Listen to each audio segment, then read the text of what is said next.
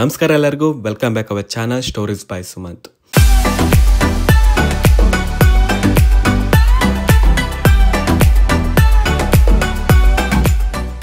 ನಾನಿವತ್ತು ನಿಮಗೆ ತಿಳಿಸ್ಕೊಡ್ತಾ ಇರೋದು, ನೀವೇನಾದ್ರು ಹಳೆಬೀಡು ಕಡೆ ಪ್ರವಾಸ ಮಾಡ್ತಿದ್ರೆ ಈ ಸ್ಥಳಕ್ಕೆ ಖಂಡಿತವಾಗ್ಲೂ ವಿಸಿಟ್ ಮಾಡಲೇಬೇಕು. ಈ ಸ್ಥಳ ಹೆಸರು ಬಂದ್ಬಿಟ್ಟು ಕಲ್ಯಾಣಿ ಪುಷ್ಪಕರಣಿ ಅಂತ. ಇದು ಹುಳಿಕೆರೆ ಗ್ರಾಮದಲ್ಲಿ ಇರುವಂಥದ್ದು. ಹಳೆಬೀಡಿಂದ ಈ ಹುಳಿಕೆರೆ ಗ್ರಾಮಕ್ಕೆ ಕೇವಲ 5 ಕಿಲೋಮೀಟರ್ ಆಗುವಂಥದ್ದು. ಸೊ ನೀವೇನಾದ್ರು ಹಗರೆ ಕಡೆಯಿಂದ ಬಂದರೆ ಫಸ್ಟು ನಿಮಗೆ ಇದೇ ಸಿಗುವಂಥದ್ದು ಹುಳಿಕೆರೆ ಆದ ತಕ್ಷಣ ನಿಮ್ಗೆ ಹಳೆಬೀಡು ಸಿಗುವಂಥದ್ದು. ಈ ಸ್ಥಳ ಬಂದು ಹೊಯ್ಸಳ ಕಾಲದಲ್ಲಿ ವಿಷ್ಣುವರ್ಧನ ರಾಜರು ಅವರ ಹೆಂಡತಿಗೆ ಶಾಂತಲಾದೇವಿಯವರಿಗೆ ಈ ಒಂದು ಕಲ್ಯಾಣಿಯನ್ನು ನಿರ್ಮಾಪಣೆ ಮಾಡಿಕೊಟ್ಟಿರ್ತಾರೆ. ಇಲ್ಲಿನ ವಿಶೇಷತೆ ಏನಪ್ಪ ಅಂದರೆ, ಪಕ್ಕದಲ್ಲೇ ಒಂದು ಕೆರೆ ಇದೆ. ಅದು ದ್ವಾರ ಸಮುದ್ರ ಅಂತ ಆಗಿನ ಟೈಮಲ್ಲಿ ಇಟ್ಟಿರುವಂಥದ್ದು.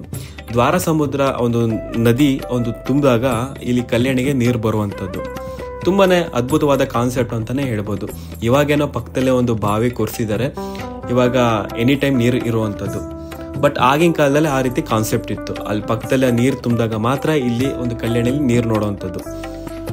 ಹಾಗೂ ಇಲ್ಲಿ ನೋಡ್ಬೋದು, ಒಟ್ಟು 27 ಒಂದು ಗುಡಿಗಳಿದೆ. 27 ಒಂದು ನಕ್ಷತ್ರಕ್ಕೆ ಸೂಚನೆ ಆಗುವಂಥದ್ದು. ಹಾಗೂ ಗೋಪುರಗಳು ನೋಡ್ತಾ ಇದ್ರಲ್ಲ, ಆ ಗೋಪುರಗಳು ಇರುವಂಥದ್ದು 12 ಅಷ್ಟೇ. 12 ಏನಕ್ಕೆ ಸೂಚನೆ ಮಾಡ್ತಿದೆ ಅಂದರೆ, ನಮ್ಮ ರಾಶಿ ನಕ್ಷತ್ರಗಳಿಗೆ ಸೂಚನೆ ಮಾಡುವಂಥದ್ದು. ಸೊ ಇನ್ನೊಂದೇನಪ್ಪ ಅಂದರೆ, 27 ನಕ್ಷತ್ರ ಅಂದರೆ ಮಳೆಕಾಲ ನಕ್ಷತ್ರ ಅಂತ ಹೇಳ್ತಾರೆ. ಸೊ ಆಗಿನ ಟೈಮಲ್ಲಿ ಆ 27 ಗುಡಿಗಳಲ್ಲಿ ಒಂದು ವಿಗ್ರಹಗಳು ಇತ್ತಂತೆ.